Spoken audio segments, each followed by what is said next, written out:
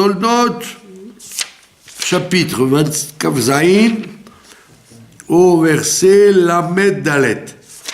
De quoi ça parle? On a vu que déjà, Yaakov, il a pris les brachot, et il est sorti. Maintenant, il y a Esav qui rentre, avec sa cuisine, avec ses plats, et comme son père, il a dit, mais qui c'est qui vient maintenant? J'ai pas compris. Il y en a un qui est venu déjà tout à l'heure. Donc il a deviné que son frère l'avait devancé. Alors il te dit, Kishmoa Esav et Divrei Aviv. Lorsque Esav il a entendu les paroles de son père, il a crié un hurlement très grand, où Mara est très amer, Admeod, Yomer le Aviv, Barcheni Gamani Avi, il a dit, je t'en supplie papa, fais-moi une bracha, à moi aussi. Alors le Midrash il dit, oh il va voir il a nous de ce cri de Esav. Comme il a crié parce qu'il s'est fait avoir.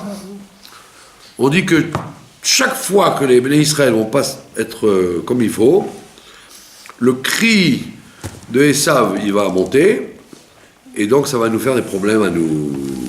Parce que, qu'on le veuille ou non, c'était un cri authentique, quoi. Il voulait vraiment la bracha à la place de son frère.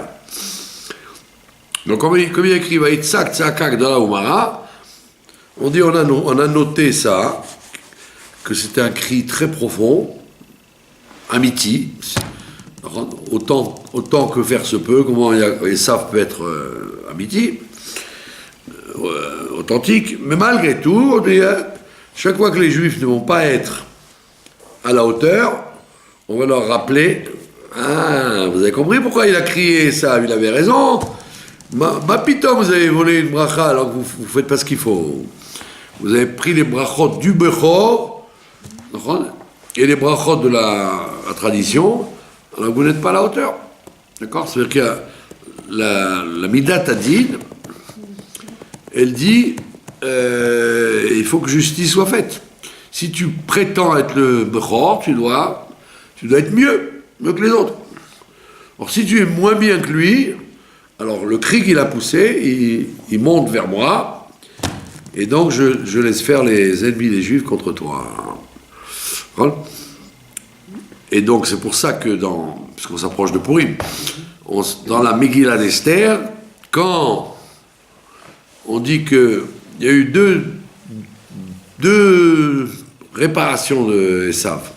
La première réparation, c'est par les enfants de Yosef, et la réparation finale, c'est par le descendant de David, le Mashiach. D'accord? Il faut qu'il y ait deux réparations. Une dans la galoute, et une après la galoute.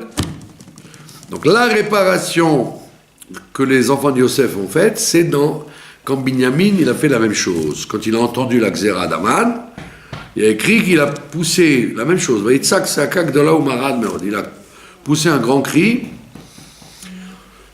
Et donc on dit il a réparé, cri pour cri, il a réparé le cri de Esav en criant lui aussi. Lui il s'est arraché les habits, il s'est habillé en deuil, etc. Bon, pourquoi il a fait ça, Mordechai? Parce que il a dit, c'est pas pour rien que Aman veut nous détruire, c'est parce qu'on n'est pas comme il faut. Pas comme les gens ils disent, oui, s'il n'y avait pas eu les nazis, il n'y aurait pas eu la Shoah. Si on avait été comme il faut, même avec les nazis, ils auraient été gentils avec nous. Ils auraient donné de l'argent, ils auraient... Donc c'est pas le gouverneur qui compte, c'est ce que toi tu fais. Même tu peux avoir un gouverneur méchant comme tout, si toi tu es à la hauteur, ça se transforme en bien pour toi. Et donc, c'est dur à dire, mais comme Achashverosh, on l'a retourné par la tchouva, on aurait aussi retourné Hitler par la tchouva. Il serait devenu un pro-juif à fond. Comme on voit aujourd'hui, ils ont écrit un livre sur Poutine. Alors, si vous voyez qui c'est Poutine, mais c'est comme Staline. Il tue les gens à tir-larigot, les journalistes, les gens qui ne sont pas d'accord avec lui, il les tue. Ils empoisonnent ou il les fait descendre. C'est un vrai dictateur. Et pourtant, avec les Juifs, il est formidable.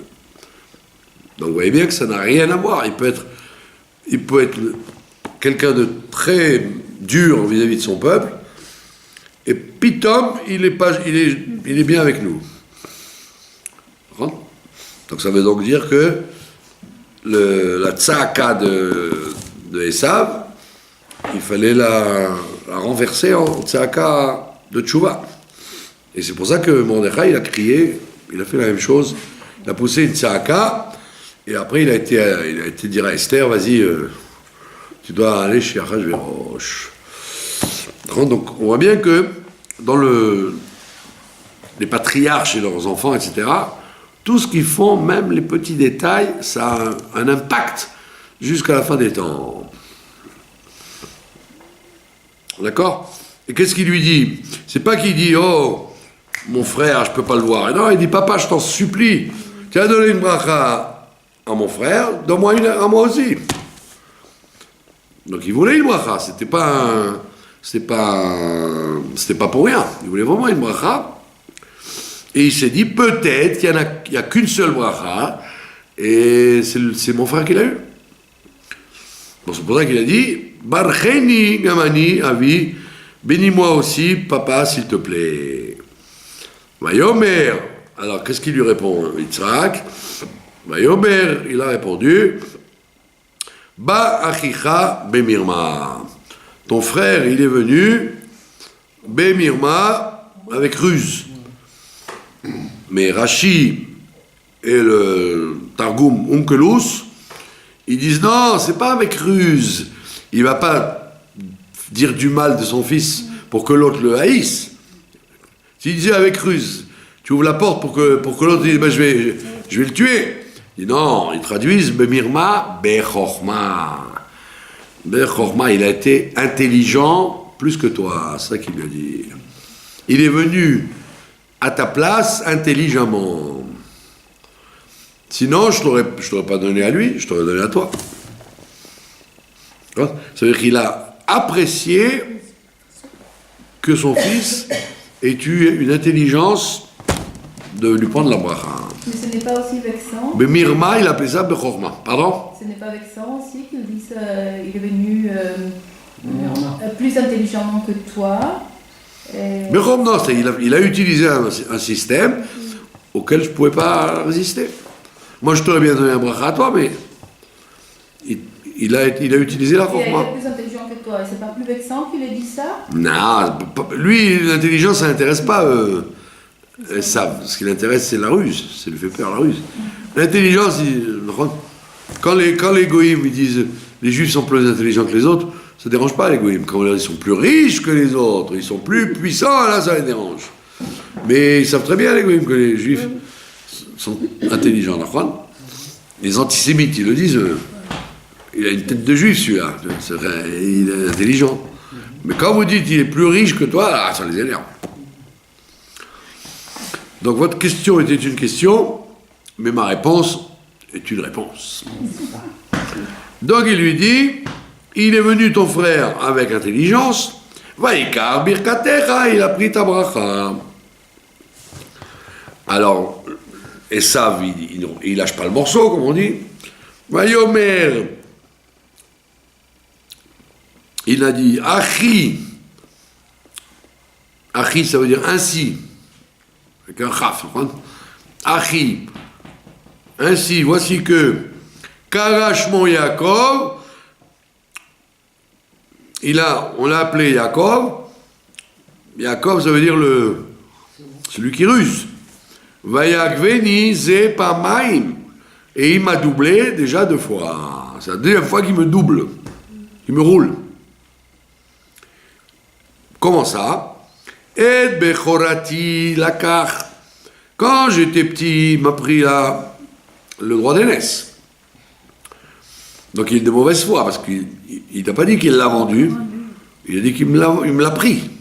Et il te l'a pris, c'est toi qui l'as vendu. Il ne fallait pas accepter. D'accord? Comme tu es un type matérialiste, il a spéculé sur ta grossièreté, que tu as été capable pour un plat de lentilles de vendre ton droit d'aînesse.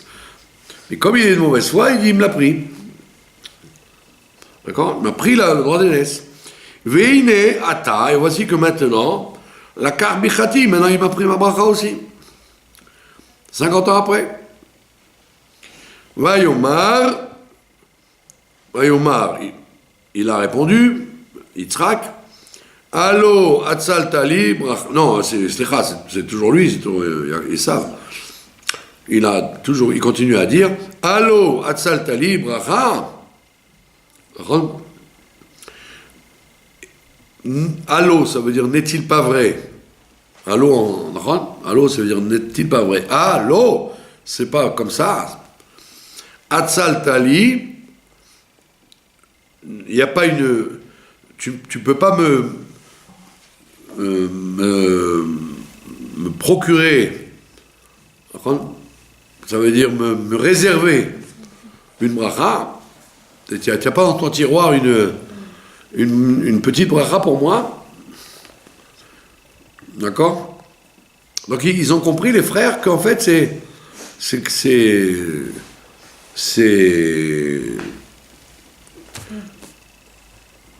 énorme, la bracha qu'il a donnée. C'est pas une bracha comme quand vous dites j'ai demandé une bracha pour une maladie ou pour une réussite. Non, c'est un truc général. Bracha, ça veut dire une possibilité éternelle d'avoir sur moi les brachot. C'est un truc comment on dit, l'exclusivité. C'est énorme. C'est pour ça qu'il lui dit, tu as donné l'exclusivité à ton frère, à ton fils, mais peut-être il y a un petit truc dans un tiroir, un petit fond de tiroir que tu peux me donner à moi. D'accord? Vayan Yitzhak, il a répondu, Vayomer le Esav, et il a dit à Esav, En gevir samtiv lach. Je l'ai mis sur toi comme gvir, comme patron. Il est devenu ton patron. C'est ça la bracha que j'ai donnée. J'ai dit que tes frères seront tes esclaves.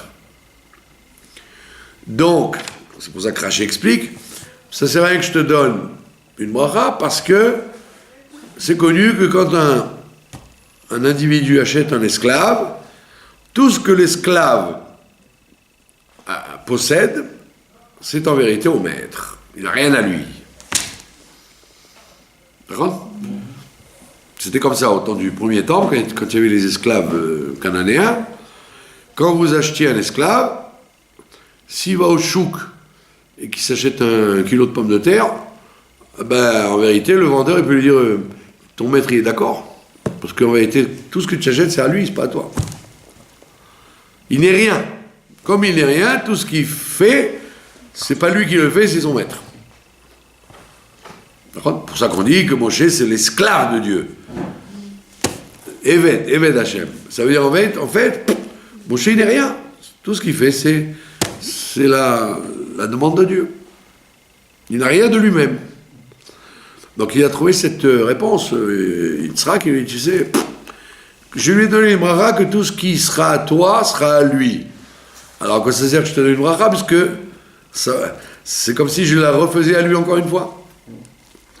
Ve'et kol echav, et tous ses frères, éventuellement, en réalité il n'en a pas eu d'autres, il n'avait que deux enfants, et tous ses frères, natatilo lavadim, j'en ai fait des esclaves, à lui, Vedagan, et le blé, Vetirosh, et la vigne, c'est martiv, je lui ai donné à lui.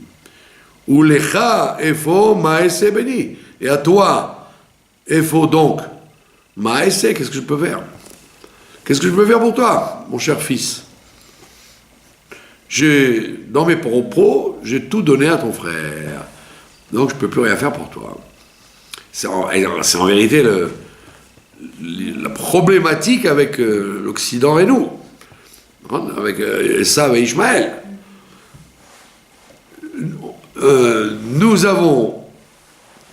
Nous disons que le monde spirituel est à nous et le monde matériel aussi est à nous. Donc il ne vous reste rien. D'accord ? Ça veut dire qu'en vérité, la bracha d'Israël, c'est d'être en même temps, d'avoir le Olam Haba et le Olam Hazé.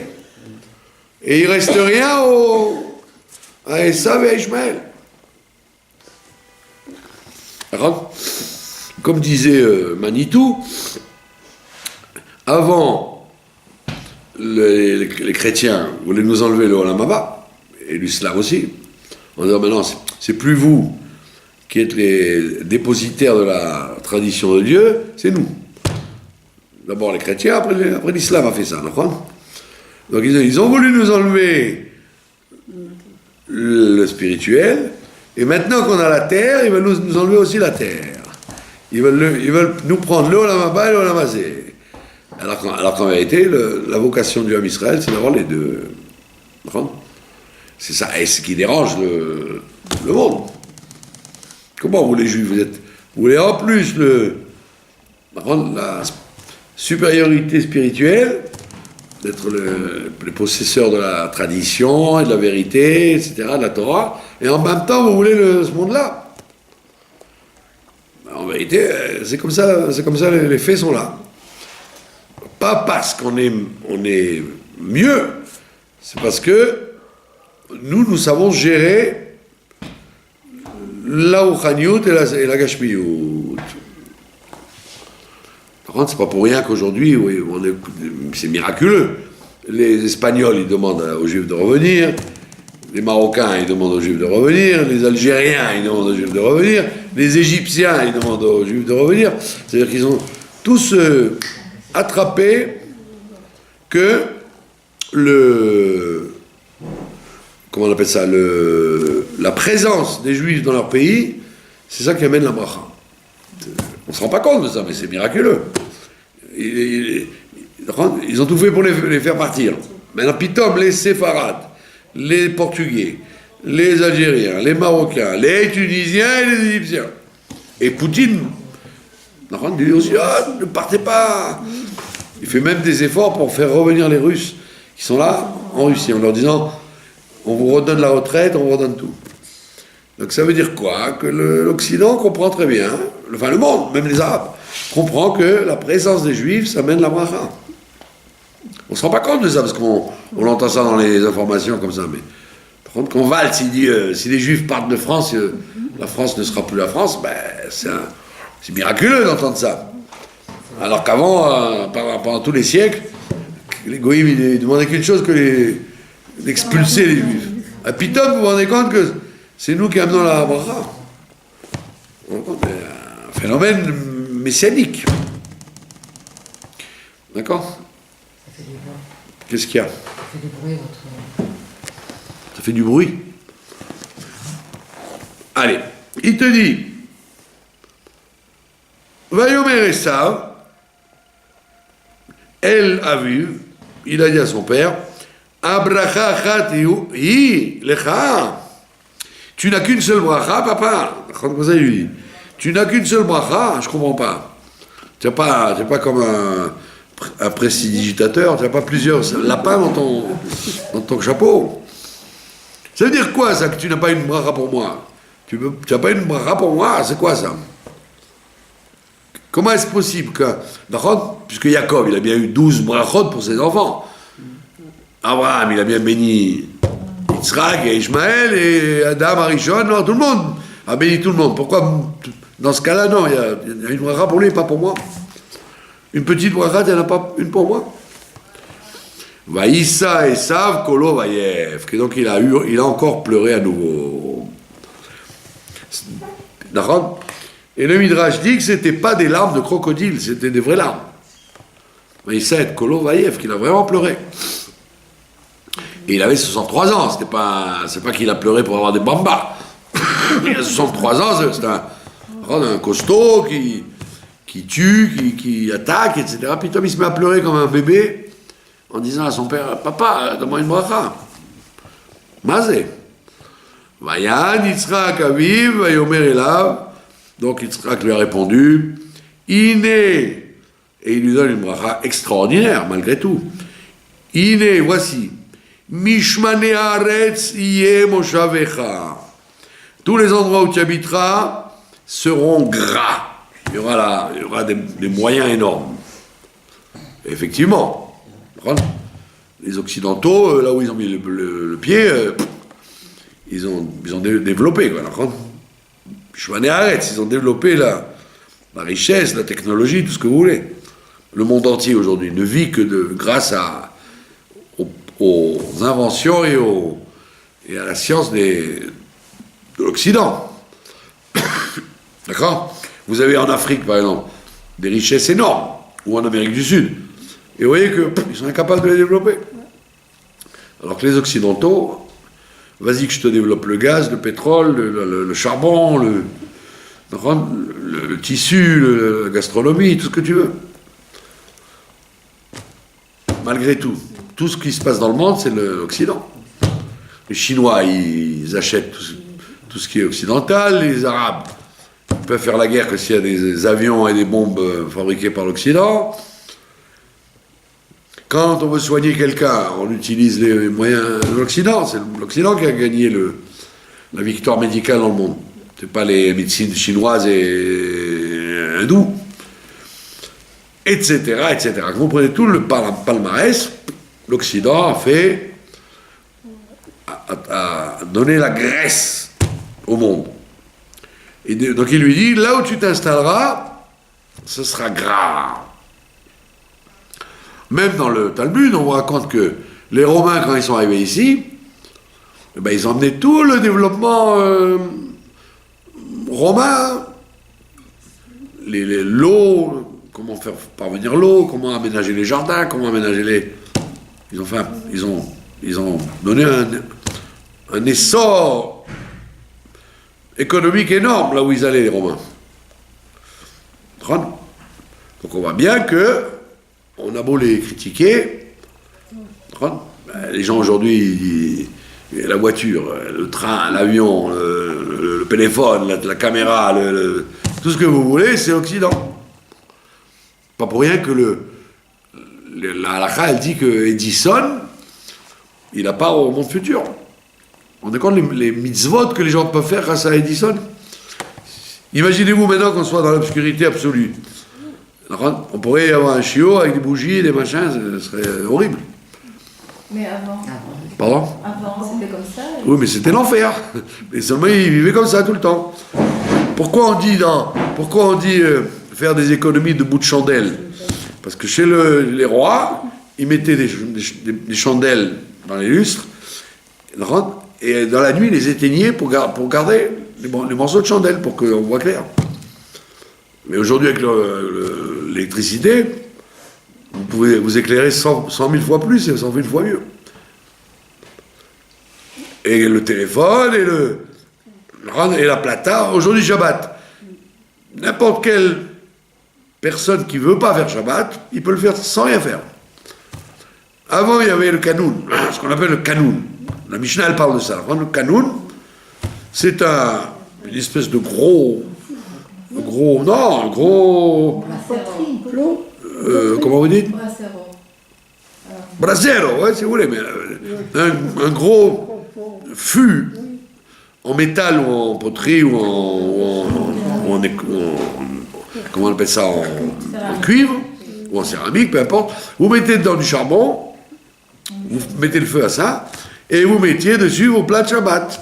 Maintenant, quand vous bougez, vous faites une transgression de la Torah. Quand ça refroidit, vous ne savez pas quoi faire, etc., etc. Donc, et il y avait ça jusqu'à il y a 50 ans. Le Kanoun, c'était le moyen de chauffer partout. Après, il y a eu le gaz, et maintenant, il y a la plaque électrique, mais c'est prodigieux. Même quelqu'un qui ne veut pas faire Shabbat, il n'a rien à faire. Il met son truc sur la plaque, ça cuit tout seul. Imaginez-vous les bougies, quand vous faites le kidouche avec les bougies, les machins, et ça bouge, et ça... Vous êtes sans arrêt en train de pouvoir transgresser le Shabbat. Aujourd'hui, avec le monde moderne, même quelqu'un qui ne veut pas faire Shabbat, il arrive à le faire.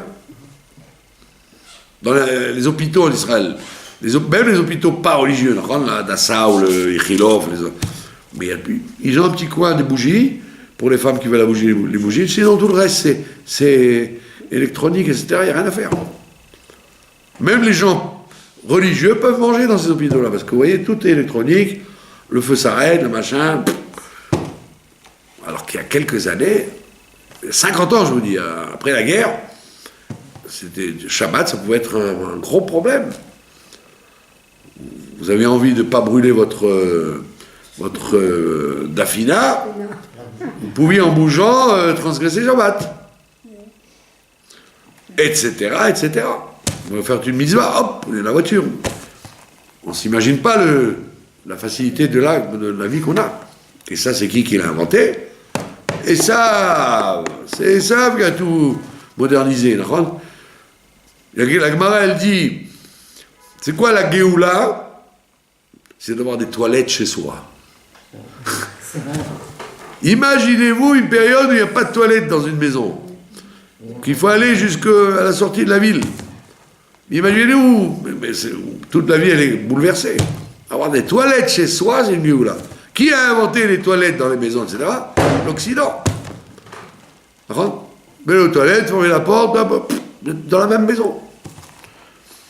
Donc on ne se rend pas compte que toute notre vie, l'eau courante, l'électricité, c'est une révolution qui nous permet de faire des mitzvot facilement.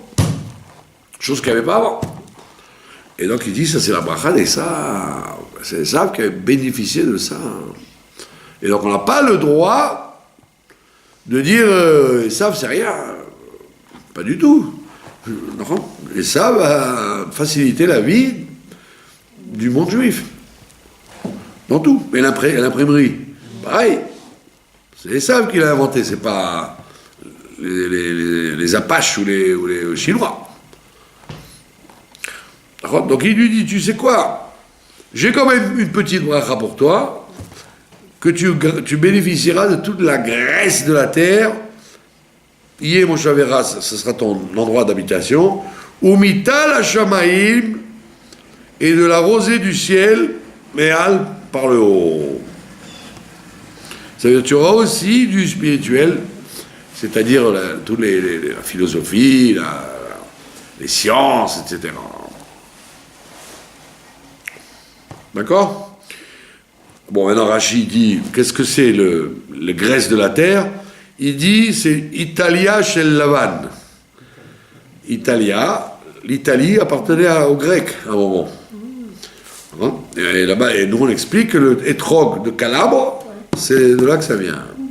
Pourquoi on prend un étrog de Calabre? Parce que c'est le Italia shel Lavan. Oh, Rashi explique ça? Oui, Rashi dit Italia shel Lavan. D'accord? Le Tosfot, il dit, dans la Gemara, le Tosfot, il dit que Moshe Rabbeinu, il a envoyé des envoyés en Calabre pour aller chercher les Trogim dans le désert. Donc c'est une très vieille tradition, quoi. Voilà. C'est intéressant, non? Ve'al charbecha tichye, voilà, ça c'est la catastrophe. Il lui dit, et tu vivras avec ton épée, tu vivras de ton glaive. Ça veut dire que malgré tout, tu seras incapable de faire la paix avec les gens. Tu vivras en attaquant tout le monde. Comme a fait l'Occident. Il a envahi tous les pays du monde et il les a soumis à l'armée des Saves. Tous les empires descendent des Saves et ils ont fonctionné avec l'épée. Ils n'ont pas fonctionné avec soi-disant la croix. La croix, il y avait l'épée avec. D'accord? Ve'et achicha ta'avod, et tu serviras ton frère. Malgré tout. Ve'aya kasher tarid, et lorsque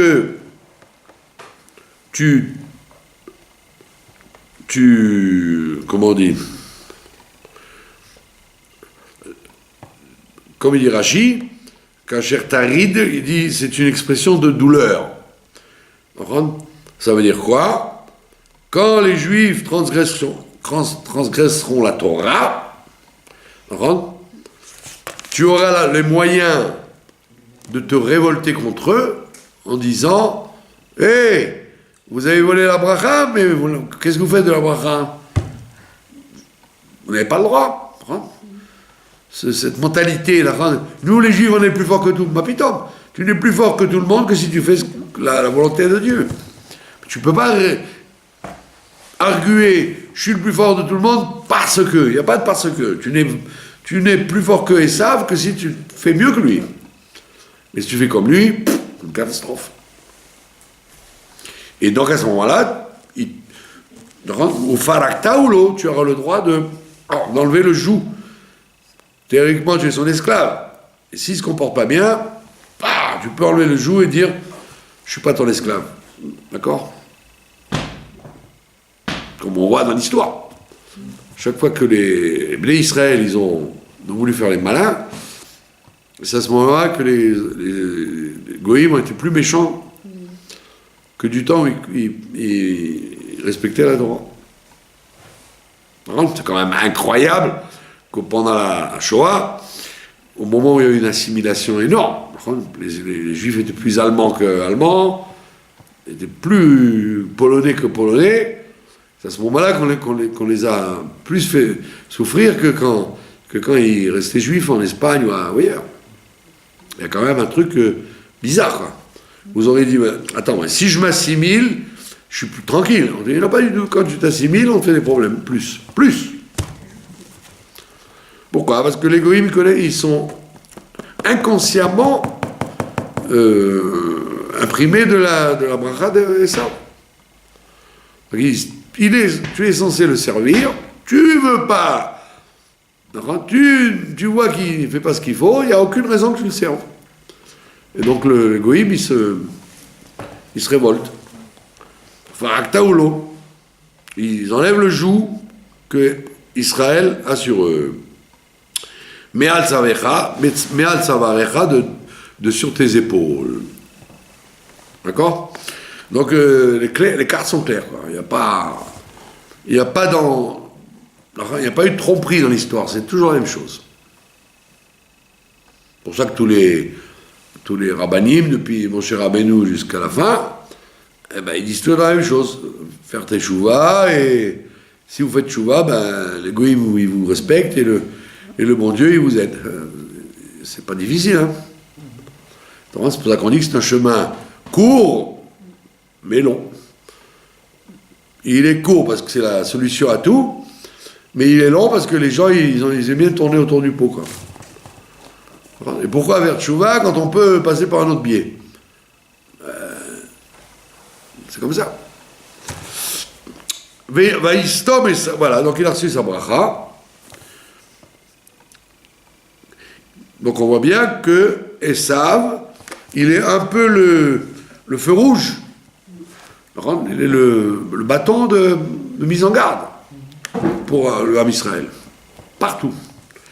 Vaïstom Esav et Yaakov. Vaïstom, ça veut dire il a gardé. Comme il dit Onkelus, Unetar, il a gardé. L'intor, ça veut dire garder. Il a gardé dans son cœur Esav contre son frère. Il a gardé dans son cœur en disant attends. Tu ne paies rien pour attendre. À la bracha, à cause de la bracha, Asher Beracho Aviv, que son père lui a donné, c'est-à-dire qu'il a accepté la petite bracha de son père, mais il n'a pas digéré la grosse bracha que son frère lui a prise. Vayomer Esav Belibo, et il a dit Esav dans son cœur, Ikrevu Yemeheve la vie. Les jours du deuil de mon père s'approchent, puisqu'il a dit je vous fais des brachot parce que je pense que je vais mourir maintenant, c'est ce qu'il croyait ça, Yitzhak. Il croyait mourir maintenant. Donc il dit, oh, dans quelques jours, mon père va mourir, Ve'arga et Yaakov, et moi je tuerai Yaakov, mon frère. Maintenant, le Midrash intervient et dit, Esav, il avait un tel amour pour son père, Ron, qu'il a imaginé comment me débarrasser de mon frère sans faire de la peine à mon père. Mort ou vivant, ça ferait de la peine à mon père que je tue mon frère. Qu'est-ce que je vais faire pour le tuer? Et alors il dit un truc extraordinaire, le Midrash, il dit, il a inventé une ruse. Il a dit, je vais aller me marier avec les filles d'Ishmaël, et je vais aller voir mon beau-père Ishmaël, et lui dire, tu sais, ton père, il t'a pas donné le bracha, Abraham. Et moi aussi, mon père, il m'a pas donné. Tu sais quoi, va t'occuper de Yaakov. Comme ça, vous aurez la bracha. Et le Midrash, il dit, voilà comment ça va marcher dans l'histoire.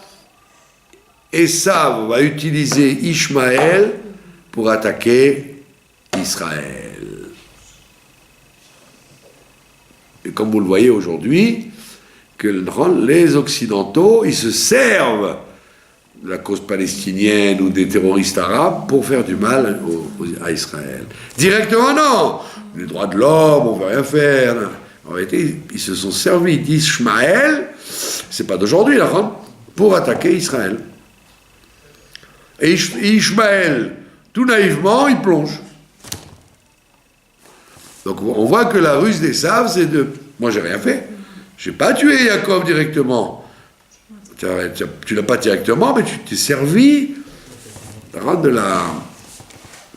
la rancœur que Ishmaël il a de rien avoir eu pour te venger d'Israël. Vous voyez, c'est un midrash actuel. Il vous explique comment le monde occidental va essayer de se débarrasser d'Israël par l'intermédiaire d'Ishmaël. C'est beau. D'accord? Donc il ne faut pas être dupe. Les gens, ils croient toujours que c'est par contre, le monde arabe qui fait du mal au peuple juif, c'est pas vrai. C'est l'Occident qui se sert du monde arabe. D'accord? Bon, là, il y a une grande chouva avec Trump. Que lui, il fait semblant d'être équilibré, mais il se méfie beaucoup du monde arabe, il comprend très bien. Et les Israéliens qui sont bêtes comme leurs pieds, que Dieu les bénisse, au lieu de profiter d'un tel appui, de l'appui de Poutine et Trump, ils continuent le même route. Oui, il faut être gentil avec les terroristes, il faut... Donc on voit bien que aujourd'hui, on vit des temps messianiques. Donc il dit, je tuerai donc mon frère après le deuil de mon père, en passant par Ishmaël. Maintenant, là, sur notre histoire, Vayugad le Rivka et Ivrei Esav Bena Agadol. Il a été raconté à Rivka les paroles d'Esav, son grand-fils. Vayugad, c'est-à-dire quoi? Il a été raconté. Rachid te dit, Beruah Hakodesh, encore une fois, Rivka, c'est elle qui mène le jeu. Elle a compris qu'il ne fallait pas donner les brachot à Esav, c'est grâce à elle qu'on les a donnés à Yaakov. Et là, encore une fois, elle a eu le roi Hakodesh que son mari n'a pas. Et on lui dit, méfie-toi, Esav veut tuer, ton fils veut tuer notre fils. Pour une mère, c'est pas shoot. D'entendre que son fils veut tuer son fils. Seulement, comme on a déjà dit plusieurs fois, comme elle savait que c'est dans ses gènes à elle qu'il y avait ce problème-là, du fait qu'elle venait d'une famille tordue, elle a su que c'était à cause d'elle, en quelque sorte, qu'Esav il est né. Donc elle ne pouvait pas trop lui en vouloir d'être comme ça. Parce qu'elle venait d'une famille hyper corrompue.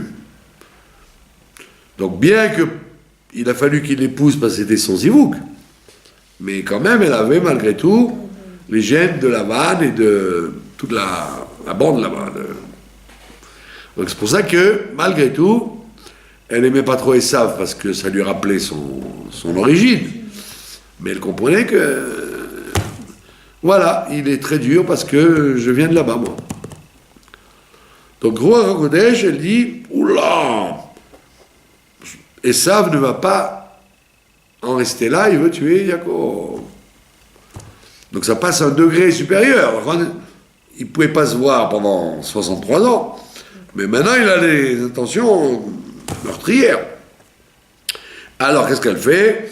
Vatishlach, elle a envoyé, Vatikra le Yaakov ben Akatan, elle a appelé son fils, le petit, Yaakov, Vatomer est là, et elle lui a dit, Iné, Esav achicha, voici que ton frère, Mitnachem lecha leorgecha.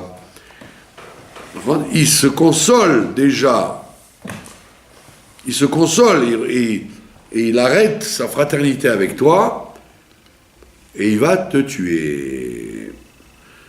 Nous on connaît la fin du film, mais elle ne connaissait pas la fin du film. Et si jamais il le tue, qu'est-ce qu'on va faire? On va recommencer l'histoire du monde. Comment on va faire? Donc elle avait très peur. En plus, si on lui a dit Ruach HaKodesh, c'est parce qu'il faut faire quelque chose. Alors qu'est-ce qu'il faut faire? Ve'ata béni. Maintenant, mon fils, encore une fois, Shema Bekoli, écoute-moi. Une deuxième fois, elle lui demande de l'écouter. Parce que lui, il aurait dû dire, maman, écoute, je dois respecter mon père, je dois rester là. Je ne peux pas partir. Et elle lui dit, non, écoute-moi. Mais koum, lève-toi, Berach lecha, va-t'en, El Lavan achi Harana, vers Lavan, mon frère, à Haran. Ça veut dire, Saracol, tu seras plus en sécurité là-bas que partout ailleurs. D'accord? Pourquoi? Vous auriez dit, bah attends, mais lui et ça, il aurait pu le chercher là-bas. Mais non! Et Sav, il avait un tel honneur de son père qu'il ne voulait pas quitter le quartier. Il a dit, moi, pour rien au monde, je veux tuer mon frère, c'est vrai, mais pour rien au monde, je quitte mon père. Vous vous rendez compte le kavod qu'il avait pour son père? Il a fait itkafia, il a renoncé à tuer son frère parce qu'il ne voulait pas quitter le quartier de son père. C'est fort. C'est des fois incompréhensible. Alors, vous me dites comment un type qui n'a ni foi ni loi, il tue, il viole, il vole, il fait tout. Mais non, mais ça lui tient à cœur. Respecter son père. C'est un problème. Il y a des gens comme ça, vous voyez, qui ont tous les défauts du monde, mais ils ont un truc qui les tient et vous ne pouvez rien faire contre ça. Et vous ne pouvez pas dire que c'est du bluff. Chez lui, c'était vraiment intime, très très profond chez lui de respecter son père. D'accord? Pardon? J'ai une petite question. Vous avez dit tout à l'heure que Rivka, elle savait d'où il venait. Elle, voilà, c'est ça. Voilà. Comme elle venait d'un milieu abîmé. D'où je viens. Pourquoi elle envoie donc son fils chéri, son fils chez son frère Dafka, qui vient du même monde qu'elle, qui fait partie. Parce qu'elle savait très bien que son fils n'était pas du tout influencé par ça. Et ça, oui, il ressemble. Mais Yaakov, il ne ressemble pas. C'est d'ailleurs ce qui va énerver Lavan. Donc, tout le temps, il va rester chez Lavan, il ne va pas prendre un gramme de ses milotes. Il y a des gens comme ça. Je vais raconter ça plusieurs fois. Il y a des dames, des parents qui viennent. À l'époque, il y avait les Shiva, c'était des enfants, quoi. Et puis alors, il y a des femmes qui me disaient, voilà, écoutez, mon fils, il était en yeshiva, il y avait 300 élèves, et mon fils, il y avait un voyou, et il est devenu voyou. Alors je lui dis, écoutez madame, slicha, mais si votre fils, sur les 300, il a choisi le voyou, c'est qu'il est voyou. Sinon, il aurait dit, laisse-moi tranquille. Hein. Quand quelqu'un est attiré par quelque chose, c'est qu'il est cette chose. C'est la Gemara dit ça d'ailleurs. On parle des oiseaux cachers et des oiseaux pas cachers. Alors il y a un oiseau très charmant qui s'appelle les tourneaux. D'accord ? En hébreu, on appelle ça le zarzir. Le zarzir. Comme vous le voyez, alors il ressemble au moineau. C'est un très gentil, tout petit oiseau gentil comme tout. Et la Gemara demande, dis-moi, est-ce qu'il est cachère ou pas, le zarzir? D'accord? Bon, les animaux, on connaît le sabot fendu, le truc. Les poissons, les écailles, mais les oiseaux, comment je sais? Alors on dit, il y a les oiseaux prédateurs qui adorent la viande. Par contre, les aigles, les faucons, les vautours, et il y a le zarzir. Le zarzir, alors on dit, comment savoir si le zarzir est cachère? Ben il dit, attends, t'as jamais remarqué? Le zarzir, il fréquente toujours les corbeaux. Ils sont toujours cul et chemise, comme on dit. Le corbeau, il est gros et fort, il cherche la viande. Et le zarzir est toujours fourré avec lui. Et la Gemara dit, de là tu vois qu'il est impur, parce qu'il est copain avec le corbeau. Comme le corbeau, il est impur, le zarzir aussi, parce que c'est son copain. La Gemara dit, qu'a-t-il été faire avec le corbeau? Tout le temps, le zarzir. Et c'est vrai, vous voyez ça, moi je vois ça le matin. Très tôt, quand il n'y a pas de voiture, il n'y a pas de gens, personne dans les rues, vous avez les corbeaux, surtout le samedi matin, ils cherchent dans les poubelles, les restes du poulet, des choulades, ils cherchent les viandes qui restent de la veille. Et vous les voyez, ils traversent la rue avec des morceaux de viande, etc. Et vous avez toujours un oiseau avec eux qui tourne, le zarzir.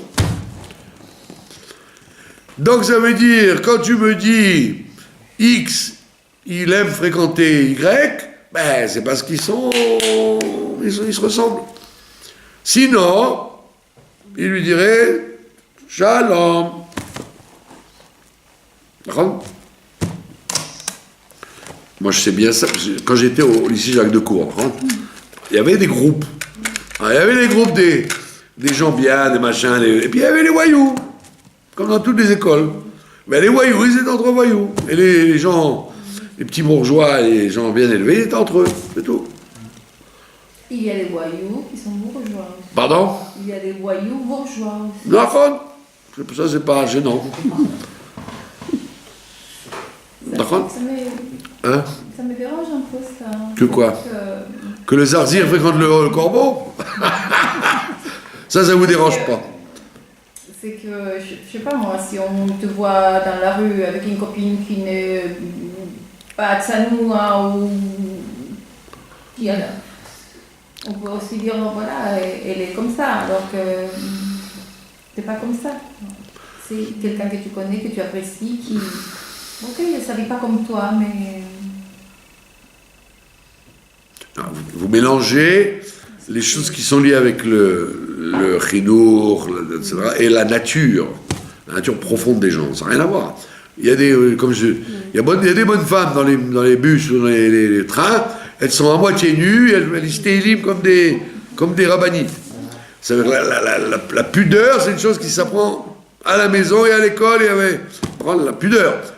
Pour apprendre la pudeur, il faut avoir appris. Donc il y a des femmes très gentilles, très bonnes midotes, mais qui ne sont pas pudiques parce qu'elles ne comprennent même pas quel est le problème. Elles sont à moitié nues, elles vont au cocktail comme ça, parce que c'est pas du vice. Mais on parle des midotes. Les midotes, c'est autre chose. Les midotes. Ah, c'est tout. On ne parle pas d'apparence, on parle de réalité. La réalité, elle ne trompe pas. Si quelqu'un il travaille dans un truc d'escroc, ben c'est qu'il aime ça. Sinon, il dirait, je ne travaille pas avec les escrocs, moi je vais être dans un truc cachère. Vous avez compris? On ne parle pas d'apparence. On parle Donc Bekitsour, elle avait donc pas crainte que Yaakov se fusionne avec Lavan. Et en plus, elle s'est dit, oh, mais là-bas, il y aura aussi les Neshamot comme moi, de filles qui vont se marier avec lui. Elle voyait juste la mère Rivka. Donc elle lui dit, première chose, sauve-toi chez mon frère. Là-bas, il n'osera pas aller. En plus, là-bas, tu seras dans un milieu. Il n'allait pas aller où? À Ishmaël, ou il allait où? En Afrique, où il allait partir. Donc elle lui dit, chez mon frère. Je connais la maison. Veyashafta imo. Alors elle lui dit un truc amusant. Tu resteras chez lui, yamim rachadim, quelques jours. C'est comme le rabbi quand il te dit tout de suite Mashiach va venir, ça fait 30 ans. Quelques jours, c'est tchik-tchak. Le tchik-tchak des tzadikim, ça peut des fois durer belle lurette. D'accord? Le Rayat, il disait les murs de la galoute sont en train de flamber, ça y est, on n'a plus qu'à. Bon, on voit que ça n'a pas marché. Pourquoi ça n'a pas marché? Parce que les gens ne veulent pas. C'est pas parce que le programme ne marche pas, c'est parce que quand tu joues sur le libre arbitre des gens, eh ben tu peux jamais savoir combien de temps ça peut durer. Si je dis il va pleuvoir, ça c'est sans libre arbitre, donc ça, oui il pleut, oui il pleut pas, c'est pas shoot. Mais une chose qui dépend du libre arbitre du Ham Israël, les tzadikim peuvent vous dire c'est bon, c'est pas forcément bon. Ça traîne. Donc la même chose ici. Elle a dit probablement ça va durer très vite. Il va arriver chez Lavan, il va se marier, il va revenir, tchik-tchak. Et le tchik-tchak en question, il a duré 14 ans, il a étudié chez Shem et Héber, et après il est resté là-bas 20 ans. 20 ans, c'est pas quelques jours. Alors c'est vrai que dans la Chassidoute, on dit, quand Mashiach va venir, on aura le sentiment que la galoute c'était tchik-tchak. C'était comme un truc qui passait très vite. C'est vrai, après coup, tu dis, c'est passé tellement vite, je ne me rappelle même pas. Il y a combien de temps? 10 ans, 20 ans? C'est comme c'était hier. C'est vrai. Quand c'est fini, tu dis... mais quand tu le vis, c'est pas de la tarte. Donc elle lui dit, tu resteras quelques jours, Yamim Achadim. D'accord? Ad asher tashuv ramat achicha, jusqu'à ce que la colère de ton frère se calme. Pourquoi? Parce qu'elle sait très bien que Esav, il a une neshama du monde de Tohu. Le monde de Tikkun, c'est un monde organisé, fixe et durable. Quand quelqu'un il prend une décision, que lui il est du monde de Tikkun, il dit je prends une décision, vous êtes tranquille. Toute sa vie il va la garder. Mais quand les gens n'ont pas des midotes bien raffinées, ils peuvent prendre une décision, le Chaim, je prends l'achlata que ça et ça et ça. Ouais. Si ça dure 2 jours, c'est magnifique. Pourquoi? Parce que c'est les midotes. Les midotes, elles changent tout le temps. Donc je peux être enflammé pour 100%. Mais l'enflammement, quand le jour passe, la nuit passe, il change. Et donc elle a très bien compris comment il marche son frère, son fils. Elle a dit, il s'énerve là maintenant, ouais, je vais le tuer, hein. Mais comme il est du monde de Tohu, il va voir un truc, un magasin qu'il n'avait pas vu, un animal qu'il n'avait pas chassé, une femme qu'il n'avait pas attaquée, un homme qu'il n'avait pas tué, il va oublier son problème. C'est ça dans le monde de Tohu. Dans le monde de Tohu, c'est comme ça, tu as pris une décision, mais à cause, 100%. Elle dure juste que durent les roses. Tu peux mettre ton chronomètre en route, dans 24 heures, il n'y aura plus rien déjà. Moi, j'ai dit ça. Moi, j'ai pris la décision. Non, mais j'ai oublié, je ne m'en rappelle plus. Hein? Et des gens, ils me disent tous les mois, ouais, je vais être là au Shabbat Mevarchim pour que vous ayez les Kadishim des Teilim. Combien de temps ça a duré? Une fois, 2 fois, mais après, ça s'envole. Donc le monde de Tohu qui nous entoure, c'est le monde où on prend des décisions, comme disait ma grand-mère, à partir de dorénavant, ce sera comme d'habitude.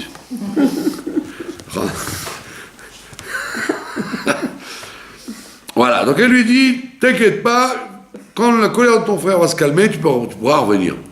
Donc effectivement, il aurait pu revenir très, très vite, s'il n'y avait pas eu les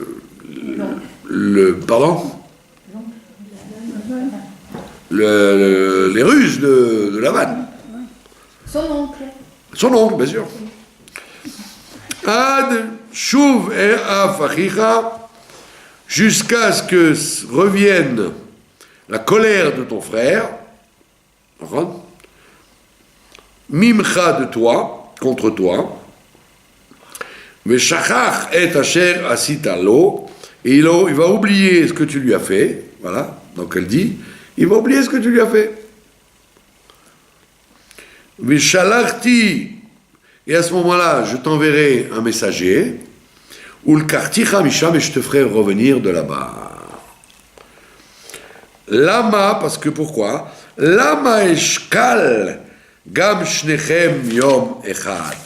Pourquoi je perdrai tous les deux le même jour?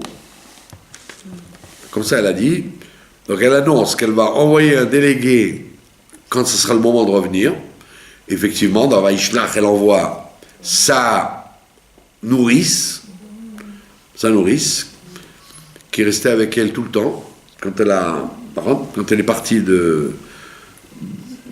avec Eliezer, elle a emmené avec elle sa nourrice. C'est pas qu'elle tétait sa nourrice, c'était comme sa mère, parce que sa mère était morte très jeune. Mais c'est une grande Sadeket. Elle s'appelait Dvora. Meneket Rivka. Et donc elle va l'envoyer 20 ans après, enfin plus de temps, 36 ans après, 34 ans après.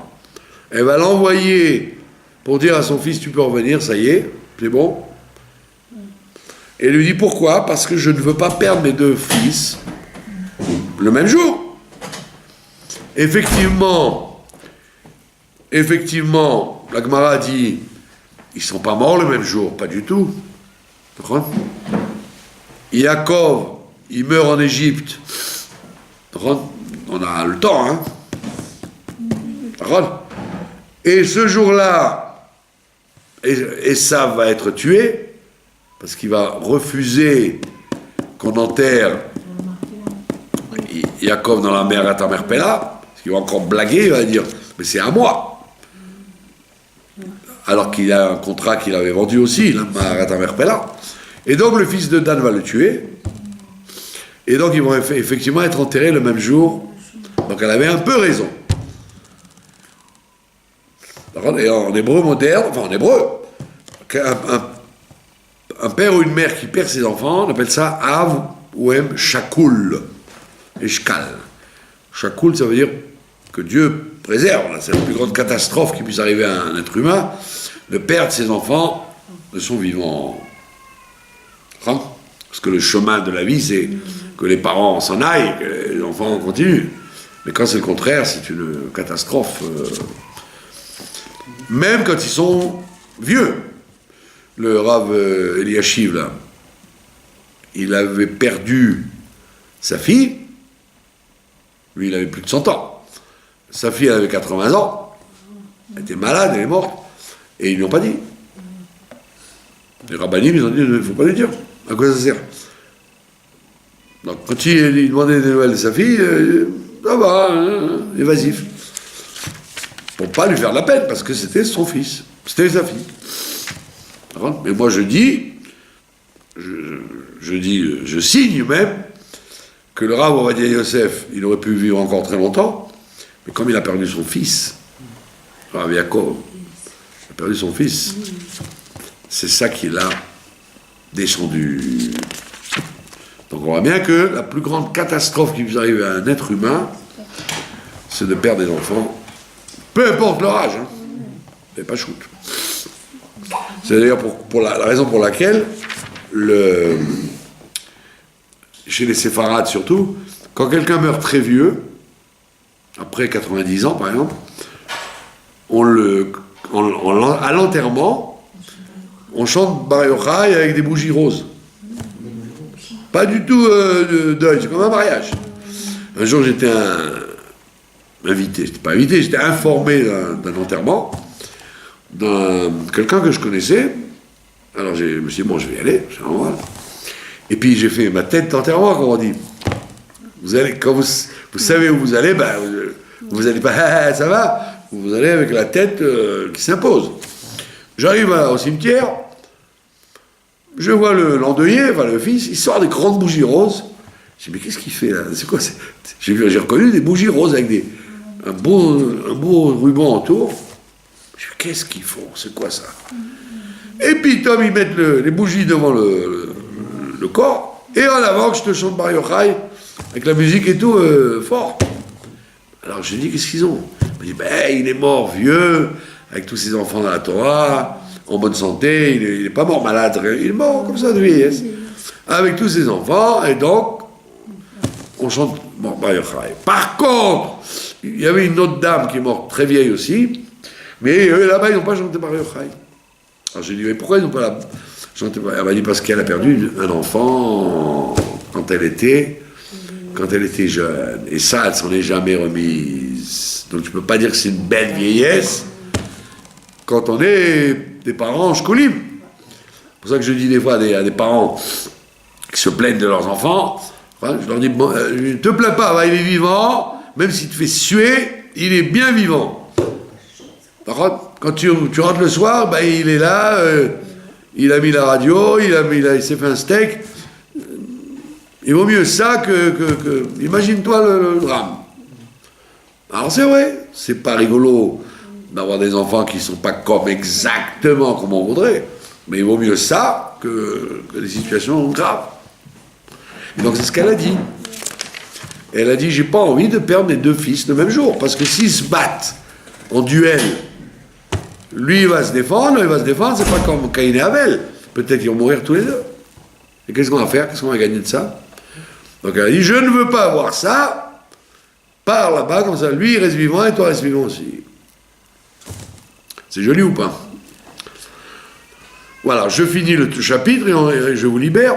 Va tomer Rivka el Yitzhak, elle a dit à son mari, Katzti bechayai, je suis dégoûté de ma vie, mipne benot chet, à cause des filles de chet, que Esav avait épousé, puisqu'on a dit qu'elle faisait des encens, elle faisait avodah zarah, c'est-à-dire qu'elle n'avait aucune influence sur ses belles-filles.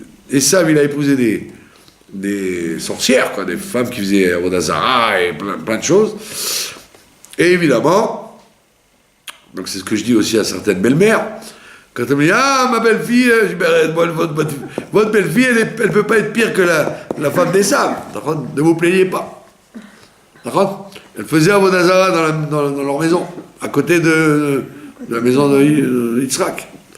Donc elle a dit, je suis dégoûté des filles de Chet, que mon fils a épousées.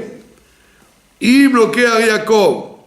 Si Jacob, il prend Isha Mimnotret, une femme cananéenne, parmi les 7 peuples, là où on habite là en ce moment, Kaele, comme celle-là, Mimnot Haaretz, des femmes du pays où on habite, Lamali Chaim, à quoi ça me sert de vivre? Donc elle a bien joué avec son mari, quoi. Depuis le temps, elle aurait pu lui dire ça, que ses belles-filles, elle est dégoûtée de ses belles, mais elle a voulu justifier pourquoi elle dit... Pourquoi elle fait partir son fils? Parce qu'il aurait pu lui dire, attends, mais... Et ça, il me fait kavod, et lui, il ne veut pas faire kavod. Elle dit, tu sais, je suis dégoûté. Regarde, quand tu restes dans ce quartier, voilà les femmes qu'on épouse. Des femmes des 7 peuples. Donc elle a dit, je ne veux pas que mon fils, il épouse des femmes, des filles de Chet comme ton autre fils l'a fait. Voilà. Pourquoi il y a... On arrête là parce que c'est un nouveau chapitre. J'ai une petite question. Pourquoi Katsiti, Katsti. il y a les coufs avec Un petit couf. un petit couf. Mais pour exprès, parce que Katsti, ça veut dire je suis dégoûté. Alors quand on est dégoûté, on se recroqueville sur soi-même. Quand on est de bonne humeur, on se répand. Donc pour montrer à quel point elle était dégoûtée, sheket, ça veut dire quelque chose qui vous dégoûte. Sheket, c'était shaketsenu, c'est les serpents, etc., c'est des choses dégoûtantes. Oui, Quand vous voyez vous avez pas vu les êtres humains, ils n'ont pas peur d'un lion, mais ça les dégoûte un cafard. Il y a des gens, ils peuvent voir une petite souris, un petit cafard. Pourtant, ils n'ont pas peur qu'ils les mangent. Mais ça les dégoûte. Donc quand tu es dégoûté, tu te replies, tu te caches. Donc elle a dit à son mari, ça me joue sur le moral les belles filles que j'ai. Donc je veux au moins avoir, et elle a été contente parce que les belles filles qu'elle allait avoir, c'était ses nièces, Rachel et Léa. Donc on va avec Rivka, voilà mesdames, c'est pour vous. Rivka, c'est elle qui manipule tout. Elle manipule tout. Parce qu'elle a réussi à convaincre son fils de prendre le brachot. Maintenant, elle a réussi à convaincre son mari de laisser partir son fils. C'est un grand joueur d'échecs, la mère Rivka. Comme la mère Sarah et comme Léa et Rachel. Donc, mesdames, quand vous dites nous sommes le sexe faible, torturé par le monde des hommes, vous voyez bien que c'est un super bluff. C'est les femmes qui dirigent tout. Et depuis Adam Arishon, comme ça, jusqu'à la fin des temps.